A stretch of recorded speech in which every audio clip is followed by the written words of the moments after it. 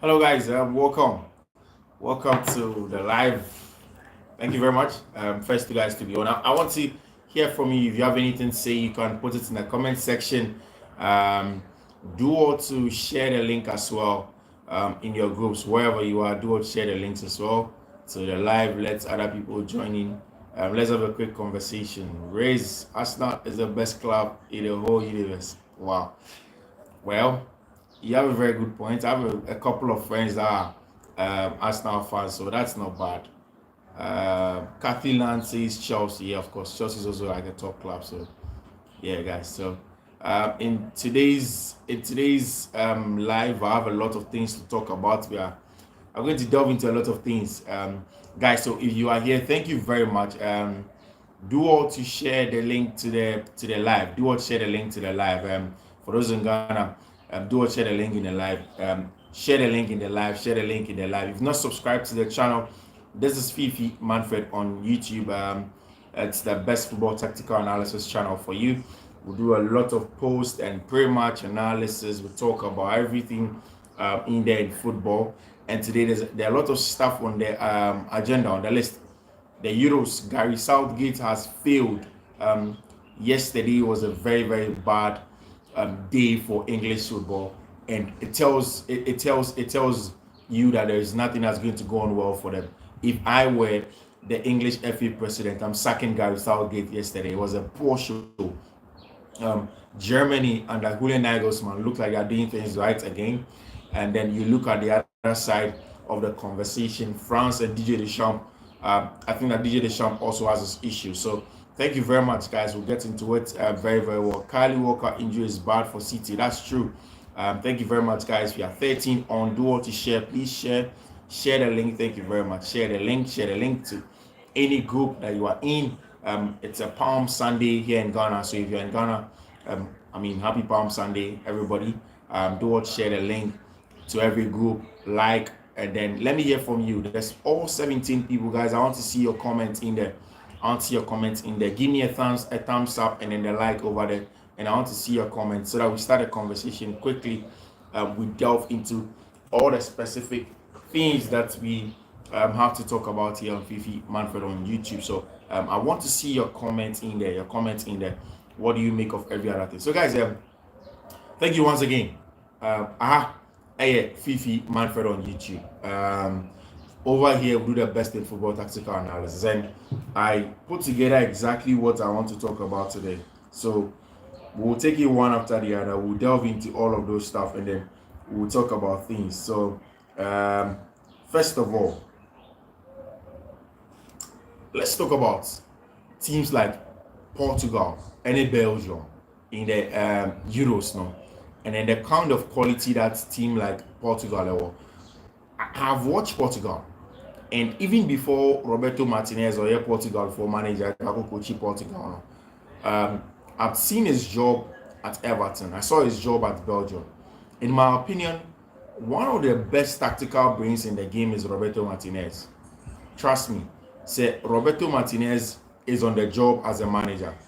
The things that he does in terms of on the tactical board, the tactical brains that he has, he's one of the best. He's one of the best.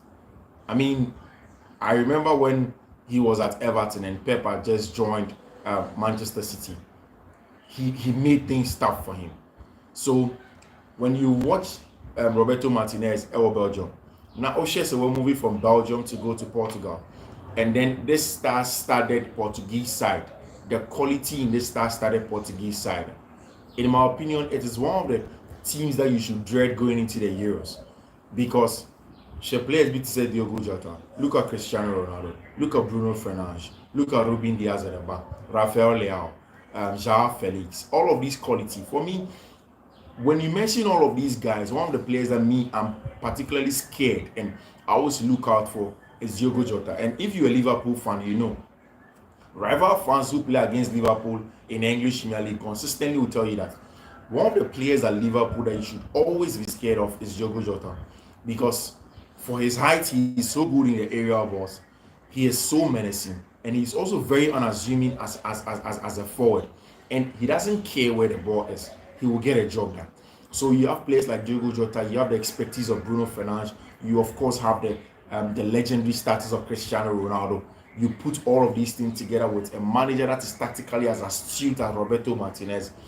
I think that this Belgium side are going to be the squad. This Portugal side be the squad to beat at the Euros. And me can't wait based on the fact of the things I've seen that Belgium are doing. Just played 11 games, 11 games, 11 games, and perfect games for Portugal, scoring 42 of them and then conceding just 4. And in my opinion, so we are manager now to me, the team drew some levels in the lead up to a competition. And then it turns out of a good team that you are. I understand. Sometimes the pre-tournament form is different from the tournament form in itself, and a lot of things happen in tournament. But for me, I look at Portugal and I look at it in a lot of things. I look at it in one, the phase of growth that the team has gone through. And if Portugal under the elsewhere manager where they went to the World Cup and everything, what of some of Portugal's biggest issues? Has it been solved? Is Roberto Martinez the man that has come to solve all of those issues for them? And it's one of those big issues has been the management of Cristiano Ronaldo. Because yes, you want to put Cristiano Ronaldo at the bench at some point in time, but are you going to get the other young players to deliver the levels of Cristiano Ronaldo? How are you going to balance the team if Ronaldo is on the field of play? And for you to go 11 games in that regard, it's huge. Again, in the context of the conversation, so you will say okay, Portugal, any Roberto Martinez games, normal boy, all of these games are games against Leicester, all of these smaller sides. But didn't they beat Sweden by 5-2 with the Jan Kolasevsky, with Alexander Isak, with all of these top players? So for me, that's why I think that Portugal are against one of the big teams. After Portugal, of course, Obia will mention the host nation. That is Germany. It's a game at Germany, boy, and the quality of the tactical brain of Julian Nagelsmann and exactly what he wants to do. I tweeted a couple of months ago, say the best out of this German team. Then Julian Nagelsmann should play them in how do I say it, in a 4-2-2-2, like Thomas Tuchel used to play. And most of these German managers like that central blockade with that 4-2-2-2. Essentially it's a variation of the 4-1-2-1-2 or the 4-4-2, and it helps a lot. It helps a lot in terms, and it fits perfectly this German side. The problem is that where are they going to get a width from? And that is why if you play this formation, you need to play Obi to say Joshua Kimmich or fullback, so that he will give you the width or the wide side. Now Joshua Kimmich Echimima width now, then you know that you already have your width sorted out with. Then in central you have Toni Kroos, and that's the main reason here Julian Nagelsmann went to discuss with Toni Kroos and got him back into the team. Because one, if you have Toni Kroos on the ball in that first and second phase of progression, in playing out from the back, in controlling the tempo of the game at any point in time, then Toni Kroos is top notch in that regard. And every Madrista ever catch up. If you go to Madrid, every time you on the ball, so 4-1-2-1-2 now Toni Kroos, Etnan Fiifi-Manfred to dictate the pace of the game. It is easier for Federico Valverde or René Schiumani and even for Jude Bellingham to push up, because now at this point in time, Toni Kroos is able to dictate the pace of the game. He's the controller in central areas for the team. So it helps a lot. And if Germany ends up 4-2-2-2, now Toni Kroos, the only problem is how to get a ball winner next to Toni Kroos, because we all know that Toni Kroos has lost his legs. He can't cover a lot of grounds. He's not essentially a ball winner. So you would probably look at how do you get the best after Toni Kroos without the ball. And one of the players that he tried yesterday was Endrick. And I think Endrick was good next to Toni Kroos as a ball winner. The defense line of Germany have a problem. If your first defensive go-to is Rudiger and then Jonathan Tah, then it's a little bit problematic, because I'm looking at it and I'm rolling my eyes, because are these the top level? I don't know where Nicolas Sille falls on the standard or on the pecking order of Julian Nagelsmann. I don't know where Matthias Ginter fall on the pecking order of Julian Nagelsmann. But these are all quality players that Nagelsmann is trying to incorporate them into South Germany team, and if he's able to incorporate them perfectly well into Germany team now, everything shows that they will go far. And I've said consistently that one of the biggest things that is going to come out of the Euros this summer is the fact that most of the teams that now will play with the inside tens and as the inside wingers. No, the number 10s now with double tens. That's what I mean. Where you have one number 10 on the right, as opposed to traditional wingers now. So you have one number 10 on the other side, the other number 10 on the other side, like Enra, Jamal Musiala, any Abrantia, your friend Kai Havertz, any what's his name, Florian Fritz. It's quality stuff. It's stop draw stuff. And and for me, these things are huge. They are very very important in trying to shape up a team that can go ahead and win the Euros. And they are playing at home as well. Kai Havertz looks like he's going to play as center forward. How is the variations going to be done and stuff like that? And but you see, two teams that are very problematic, and I think that these two teams they are going to have a hell of a time once the competition proper begins. First of all, we are looking at two people. First, France and England. The French and the English have a big problem. Now, I know it's a Germany game now. One of the things that was so clear, and they say Didier Deschamps is still sticking to how he wants to play. Sits back in the mid block or low block, win the ball deep, and then transit very high with Kylian Mbappe's pace by playing the ball through the channels. But if you have excellent wide defenders in centre backs and the rest defense of the opponent, you will find problems, and that's exactly why yesterday France found problems because really Marcus Thuram is not the kind of striker that creates things on his own. They didn't have also anybody in between the lines to receive and then play from there. So all of these things were a bit pragmatic, were big problems for the French national team yesterday. Now you look at that, and then you go to the English national team, and for me, Gary Southgate has been very, very shambolic. Because how do you go on and then field a team like this? Your best player is Phil Foden, and in 90 minutes, Phil Foden doesn't get a sniff at anything in the opponent's box. Nothing. Not even like a player, Waba, so okay, he's getting an extra touch in the box. No, he doesn't get a sniff at anything. But he leaves everything and then goes back, and then there are a whole lot of issues with Phil Foden, Bono, England are not creating. And I think this is typical of everything that English football is about, where it's all talk, but then tactically they're not the best team to make good use of the players that they churn out every time from the various academies all across the UK. Because look at Chelsea's academy, look at Man City's academy, look at Arsenal's academy, look at the players in the English Premier League, look at Cole Palmer, look at Phil Foden. These are excellent inside turns that you can use with a proper manager to get things done. But Gary Southgate is not a guy. He doesn't seem to do the things right. He doesn't seem to get the best out of the players. And yesterday, if you watch the game, it is clear that these brothers are playing the game, but they're playing it on their own. Because I do not understand why you start a game of this nature and then you play Declan Rice with Conor Gallagher as your double six. It doesn't make sense in my opinion. Why do you play Conor Gallagher and then Declan Rice as your double six? You want to progress the ball. You want to dominate against Brazil. Brazil essentially had Casemiro and the other top DMs, but they didn't start any of them. They go ahead to play Bruno Guimaraes and Lucas Paqueta. Why? Because they want technical midfielders on the ball. They have people that can control the ball. They want people that can set the pace of the game. They want people that can play football, that can play in between the lines. They want people that can receive in tight spaces. They want essentially to have total dominance of the game. So if you have Kobe Mainoo on the bench, if you had Declan Rice on the you're starting Declan Rice, you need to start somebody that is more ball-sided, close to Declan Rice. In my opinion, I don't even think it's essentially a Kobe Mainoo. But if you want to play all of these balls, you drop people like Phil Foden essentially. In terms of ball progression, there is a quality there.